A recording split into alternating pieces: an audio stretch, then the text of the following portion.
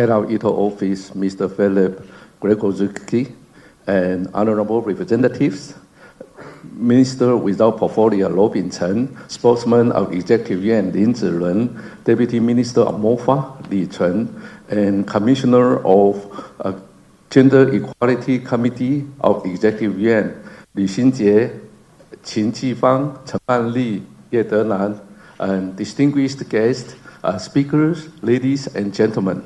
Good morning. Morning. On behalf of the government of Taiwan, it is my honor and pleasure to welcome all of you to the 2023 EU-Taiwan Gender Equality Forum. I would like to extend my appreciation to the delegates who came from all over the world and to all the distinguished guests who participate online. Our special thanks also go to the European Economic and Trade Office, the Ministry of Foreign Affairs, Taiwan Tongzi Hotline Association, and the U.S. National Democratic Institute for their staunch support in organizing this forum. During the first Taiwan-EU Human Rights Consultation in 2018, Taiwan and the EU reached a consensus to create the GECTF, that's the EU-Taiwan Gender Equality Cooperation and Training Framework, which was officially launched in 2019 with a number of workshops and seminars. During this period, the two parties have witnessed that the Act for the implementation of Judicial Yuan Interpretation number 748 on same-sex marriage took effect in Taiwan. It is a pleasure to be able to work with the EU again today through organizing this meaningful event. And I am grateful for the EU's support of the GECTF over the past few years. As this year marks the last year of the GECTF, we hope to review the results of our cooperation and look into the future at this two-day forum. It is in the past 3 years, the world has been collectively affected by COVID-19 as if it were one living organism.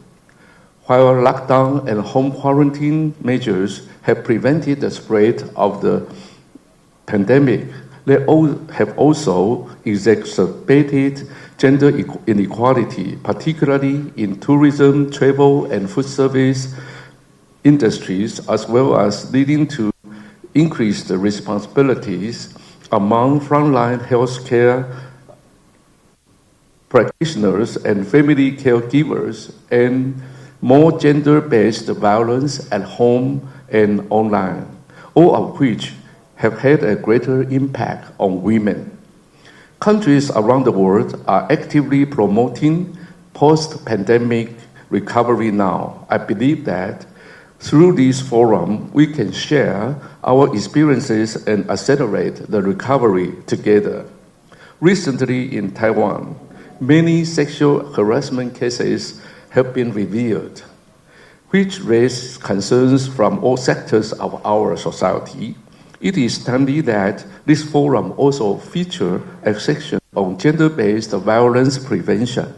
I would like to reiterate the government's position of zero tolerance for sexual harassment and sexual assault. We should prevent any harm from happening and allow everyone who has been harmed to get the help they need.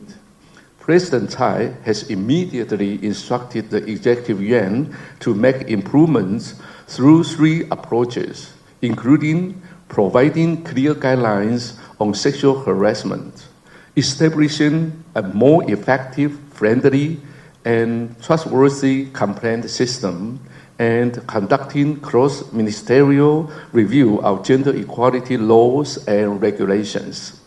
The executive branch of government have been actively deliberating on amendments to the Act of Gender Equality in Employment, the Sexual Harassment Prevention Act, and the Gender Equity Education Act.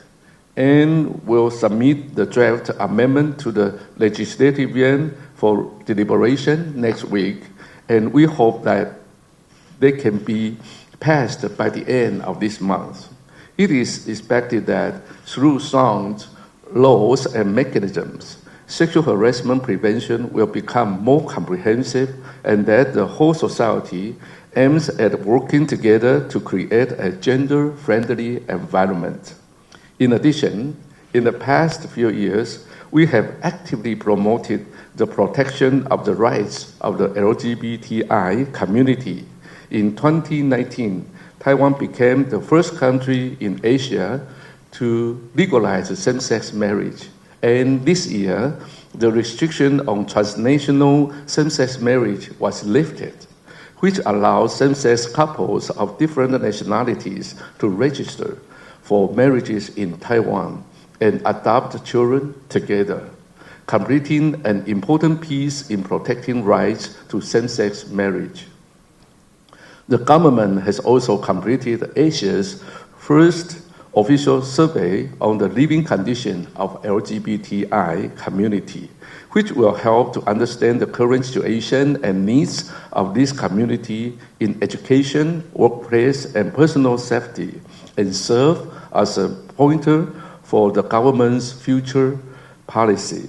It is an honor to work with all of you and to open and deepen the exchanges on gender equality and protection of human rights of the LGBTI community under the vision of gender equality, love, and inclusiveness. I believe that this forum will enable us to learn from each other's experiences and provide us with the foundation and energy to work together in the future. Finally, I would like to welcome all of you again and best wish you good health, peace, and happiness, and a very successful event and a very successful forum. Thank you very much. Thank you very much to Premier Chen Jianren. Please return to your seat first. Thank you so much. Taiwan vows to be the beacon of hope, the beacon of human rights in Asia Pacific and the world. So that is why Taiwan really values this opportunity to gather